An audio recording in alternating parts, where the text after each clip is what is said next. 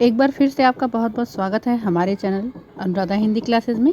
इस समय हमारे चैनल पर प्रिय प्रवास महाकाव्य के सर्ग को पढ़ाया जा रहा है, जिसमें प्रथम, द्वितीय और तृतीय सर्ग हो चुके हैं। तृतीय सर्ग में अभी लगभग 10 पद बचे हुए हैं, तो आज हम उन पदों को कंप्लीट करते हैं।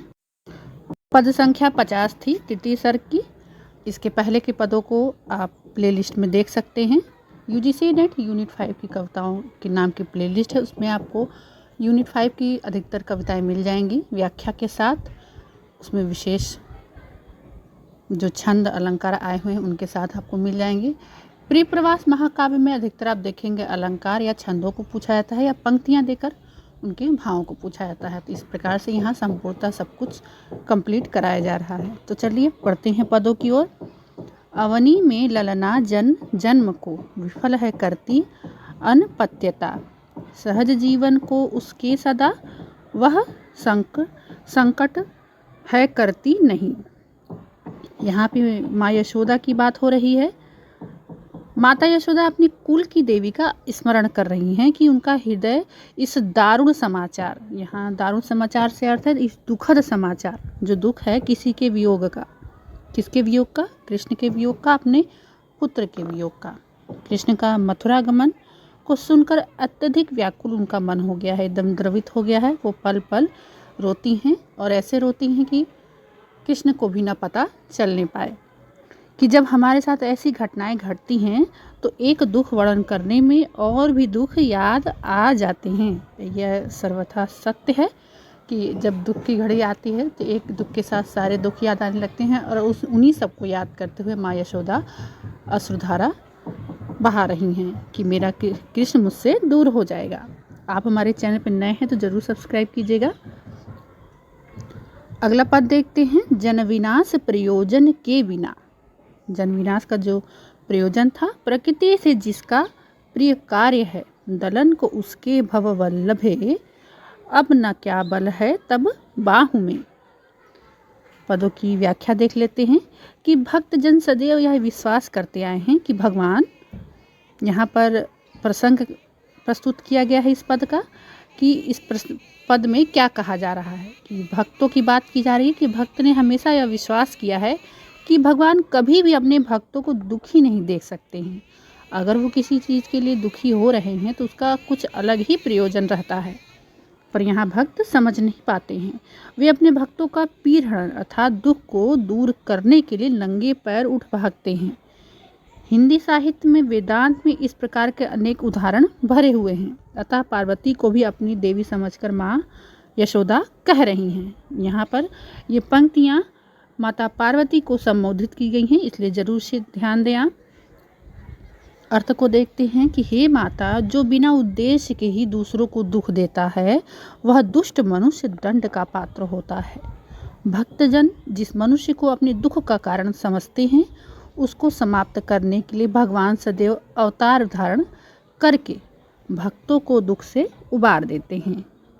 जब भक्त दुखी रहते हैं तो प्रभु किसी न किसी रूप में अवश्य आते हैं। अतः हे माता, दुष्ट कंस को भी मेरे पुत्र को अकारण ही कष्ट में डाल रहा है, अर्थात कंस की मृत्यु कृष्ण के हाथों ही संभव है। अतः हे देवी, क्या आपकी सशक्त भुजाओं में उन मनुष्यों का संहार करने हेतु शक्ति नहीं है?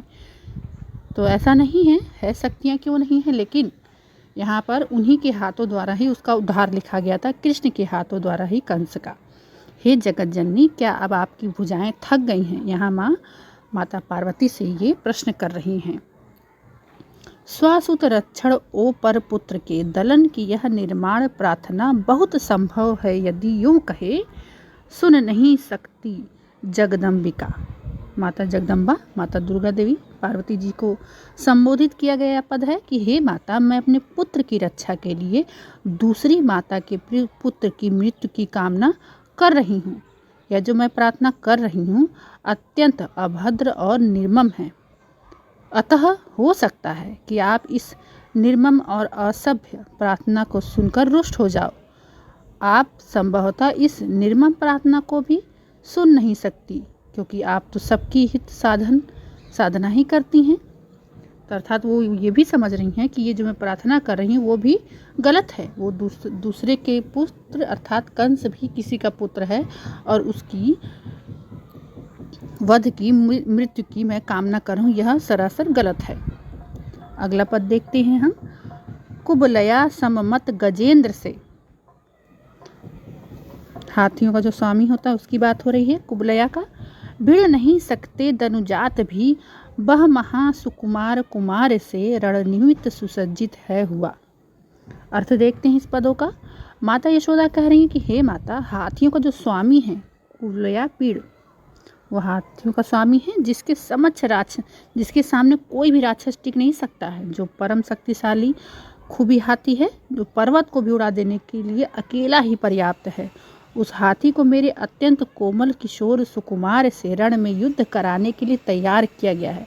मतलब कृष्ण तो उससे कई बहुत बलशाली उनके पास शक्तियाँ हैं, तो वो ये लेकिन उनको इसका जरा सा भी आभास नहीं है। माता यशोदा को जरा सा भी आभास नहीं है। वो सोचती है मेरा पुत्र तो सुकुमार है, और कहाँ वो हजारों हाथियों का बल रखने वाला कुबलया पीड़, उससे मेरा पुत्र कैसे भिड़ेगा।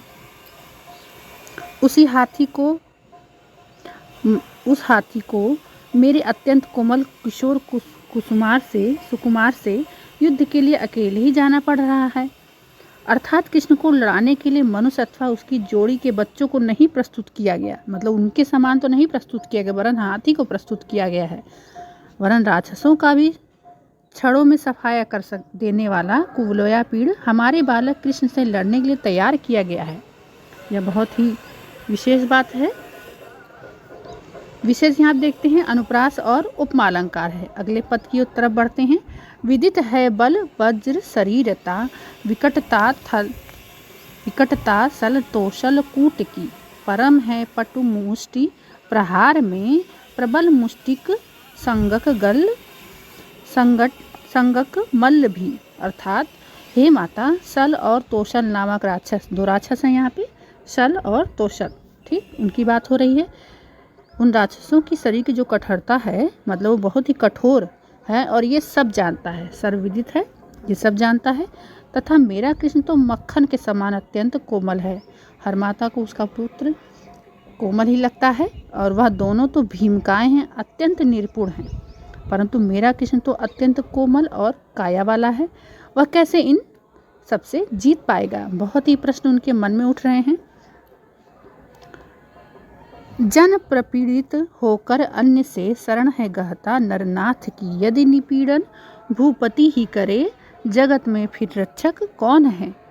बहुत ही अच्छे पद, और ये पद आया हुआ भी पेपर में है, इम्पॉर्टेंट है ये पद। प्रसंग है इन सीधे और व्यथा के छंदों में माता यशोदा के हृदय में उद्गार प्रकट हो रहे हैं। वे बार बार पार्वती माता के आगे विलाप करती हैं और कह रही हैं। मतलब जब व्यक्ति दुखी होता है तो अक्सर भगवान के सामने ही बैठ के अपने अश्रुओं को बहाता है, उनसे अपनी सारी शिकायतों को, सारे दुखों को कहता है। एक वही हैं जो सुनते हैं। तो अर्थ देखते हैं। संपूर्ण संसार के मनुष्य व्यथित और पीड़ित होकर न्यायार्थ राजा की शरण में जाकर रक्षा प्राप्त करते हैं, परंतु हे माता, यदि स्वयं ही राजा प्रजा को पीड़ित करना प्रारंभ कर दे तो फिर पीड़ित प्रजा के दुख को सुनने वाला कौन होगा। अर्थात वह अपने आप को प्रजा समझ रही हैं और माता को राजा। तो आप ही बताइए कि वह किससे अपने लिए न्याय की पुकार करेगा। यहाँ माता से एक दारुण कथा कही जा रही है। यद्यपि विश्व समस्त प्रपंच से पृथक से रहते नित आप हैं, पर कहाँ जन को अवलंब है। ठीक, कहाँ जन को अवलंब है, प्रभु गहे पद पंकज के बिना। अर्थात हे प्रभु, मैं जानती हूँ आप संसार के माया जाल से बिल्कुल पृथक रहते हैं, आपको इस संसार के माया जाल से कोई फर्क नहीं पड़ता है, किंतु फिर भी मनुष्य के लिए आपके चरण कमलों के अतिरिक्त और कोई सहारा नहीं है। ये जीवन का परम सत्य है। मनुष्य का सबसे बड़ा सहारा उसका भगवान होता है, उसका परम दुख में सहारा देने वाला। तो यहाँ पर वही बात की गई है। उनके ही चरणों में सारे दुख के निवारण लिखे हुए हैं। तो यहाँ पर यही कहा जा रहा है कि विशेष यहाँ तक आते आते कभी कुछ ईश्वरवादी और कुछ भाग्यवादी हो गया है। तो इस पद में ईश्वरवादी और भाग्यवादी की बात कही जा रही है। अगला पद है, इम्पॉर्टेंट है, पूछा भी गया है कि इस पद में कौन से छंद हैं। तो शार्दूल विकृदित छंद है। ज्यों ज्यों थी रजनी व्यतीत करती ओ देखती व्यम को, त्यों ही त्यों उनका प्रगाढ़ दुख भी दुर्दांत था हो रहा। आँखों से अविराम अश्रु बहके था शांति देता नहीं, बारंबार अशक्त कृष्ण जननी थी मूर्छिता हो रही। माँ है बार बार मूर्छित हो जा रही है अपने पुत्र से वियोग के कारण, अर्थात जैसे जैसी रात्रि बीत रही है, व्यतीत हो रही है, माँ यशोदा वैसे वैसे ही दुखी हो रही हैं कि माता यशोदा की व्यथा जो है अत्यधिक घनीभूत होती जा रही है, बहुत ही पीड़ादायक होती जा रही है कि जो सुबह होने वाली है उनके जीवन में उजाले नहीं बल्कि एक ऐसी सुबह लाएगी जिससे वह अपने कृष्ण से, अपने पुत्र से, अपने लाल से सदा के लिए बिछड़ जाएंगी। यहाँ पर उसी दुख की बात की जा रही है। वे अनेक बार आकाश की ओर देख रही हैं, उनका दुख और भी गंभीर होता जा रहा है। जब कोई दुख का समय होता है तो वो रात्रि हो या दिन हो, वो समय कभी कटता नहीं है, बहुत ही वो समय काटने में समय और लेता है। यहाँ उसी की बात की जा रही। इनकी आंखों से निरंतर आंसुओं की धारा जो बही रही थी, इसलिए वो बार बार मूर्छित होकर गिर जाती थी। जब दुख की अपार सीमा लगी रहती है तो व्यक्ति मूर्छावस्था में भी चला जाता है। तो यहाँ पर माँ यशोदा की वही स्थिति बताई जा रही है। यहाँ पर विशेषतः अनुप्रास और रूपक अलंकार विद्यमान है। अगला पद देखते हैं, इसमें भी शार्दूल विक्रीडित ही छंद है। युग बने सकती न व्यतीत हो, अप्रिय था उसका क्षण बीतना। बहुत ही क्षण वह प्रिय नहीं था, एकदम अप्रिय था, वो बीत ही नहीं रहा था। दुख के क्षण ऐसे ही नहीं बीतते हैं, और जब आपके सामान्य क्षण हो या सुख के क्षण हो ऐसे बीत जाएंगे, पता ही नहीं चलेगा कि इतने वर्ष बीत गए, इतने महीने बीत गए। और दुख का एक एक दिन, एक एक घंटा भी आपके लिए कई कई वर्ष के समान होता है। तो वही बात हो रही है। यशोदा जी तनिक भी नहीं चाहती थी कि यह सुबह आए। विकट थी जननी धृति के लिए दुख भरी यह घोर विभावरी। अर्थ देखते हैं, इसी भाव का वर्णन करते हुए कवि कह रहा है कि कैसा अच्छा होता यदि वह रात्रि युग के समान लंबी हो जाती और कभी समाप्त न होती। एक माँ का यह बहुत ही अच्छा विचार है। हर किसी का विचार रहता है जहाँ पर वियोग की भावना आती है, बिछड़न की भावना आती है कि ये रात्रि बीते ही ना, या वो दिन आए ही ना जिसमें मेरा प्रिय मुझसे बिछड़ जाए।